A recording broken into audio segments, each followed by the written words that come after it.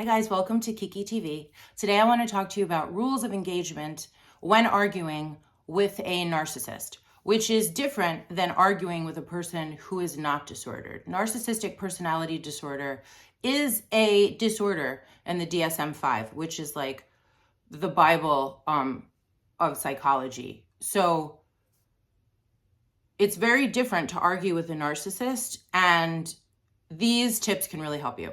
So here we go. How to argue with a narcissist.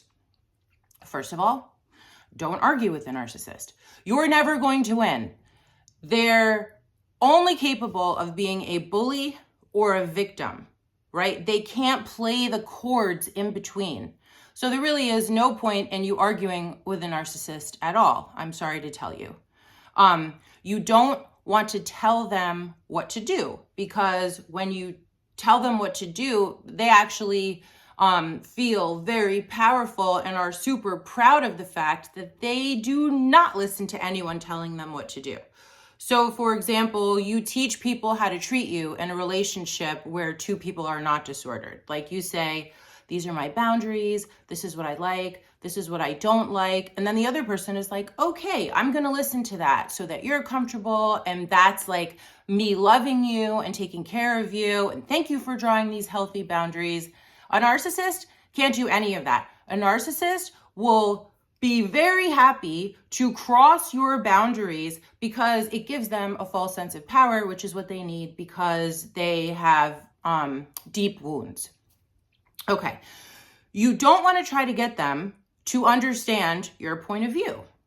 In a regular argument with someone, you want to try to help them to understand where you're coming from, and then you understand where they're coming from, and then through negotiation and compromise, you meet in the middle and find peace. You can't do that with an narc because they do not have empathy. They cannot understand what you're going through, how you feel, what you think, your point of view. They can only see through the eyes of themselves. And that is the window. It's tinted with toxicity and it's literally disordered. So stop trying to get empathy from a narcissist. It's never going to happen. They literally can't do it. Okay. You don't want to tell them what they did wrong either. I know it's starting to sound really impossible to even have like some kind of meaningful communication where you two can grow together. Like, no, there's none of that. You cannot tell them what they did wrong. Why is that? Because another part of the disorder is that they don't have insight. Insight is when you can step back from yourself and have an objective viewpoint of who you are and what you did and how you seem to other people and get better, right? Insight leads you to getting better. One of the ways that I measure whether or not me giving therapy to someone can help someone is if they have insight. If they have no insight, they cannot grow, they cannot heal, they cannot get better, because you have to be able to admit when you're wrong. And when you don't have insight, you are literally never wrong. So there's no point in trying to get them to understand what they did wrong because they never will. It's a part of their disorder. And these things, like knowing these things will set you free because it's so frustrating. Like, I do all the right things. I draw healthy boundaries. I teach them how to treat me. I tell them what I like and what I don't like. I tell them what I feel that they did wrong. Like, I'm trying to do it healthy. But the thing is that you're trying to do all this healthy communication with a disordered person. And there's no winning that. You know, it just won't work. You never want to challenge them in public because that makes them like puff up and, you know, you never want to tell them that you know that they're a narcissist, and you certainly don't want to do that in front of other people because there will be a huge explosion of rage and drama and trauma, and it will affect you and anyone who's in the vicinity. Oddly, this usually happens at holidays.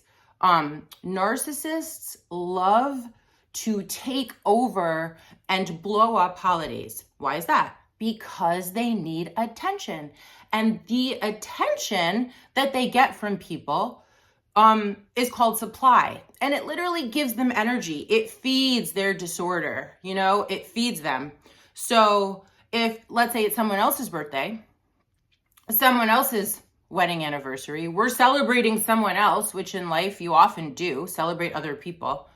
They can't stand the fact that no one is paying attention to them. And so they're like, I'm going to blow it up.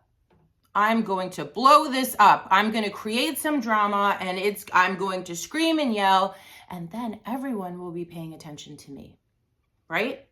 So the most important thing is to know what you can do, when you're dealing with a narcissist. What you can do is gray rock. Gray rock is just like it sounds. It's a gray rock. It's neutral. It's nothing. It's short answers. It's being unemotional. It's keeping things brief. You don't feed them supply, right? And then being around you isn't fun or rewarding because they're not getting supply from you. And so eventually they move on to their next victim. Now, this works with like coworkers, if you're co-parenting with an ex, a family member that you don't see all the time, that's when this works. But I have to say to you, if you're actually married to a narcissist, or you are in a relationship with a narcissist, or, your best friend is a narcissist, what you need is therapy to figure out why you'd be in a relationship with a disordered person who emotionally and mentally abuses you. Because it's bad for you, and in a way, you're allowing it. And so you have to figure out what happened in your life to make you feel like you deserve less than healthy love, and healthy communication. Someone who listens to your boundaries, someone you can train how to treat you, because you deserve that. So thanks for listening. I'll see you next time. Don't forget to like and subscribe. Bye for now. Take good care.